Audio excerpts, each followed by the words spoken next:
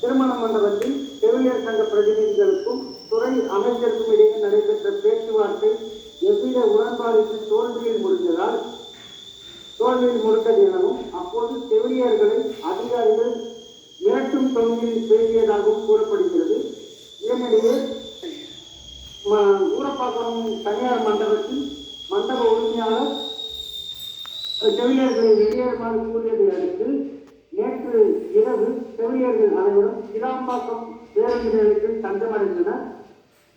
இந்நிலையில் 3வது நாளாக இன்று காலை செங்கல்பட்டு மாவட்டம் கூடுவாஞ்சேரி அரசு ஆரம்ப சுகாதார மையத்தில் 3வது நாளாக தற்போது போராட்டத்தை துவங்கி நடத்தி வருகின்றனர்.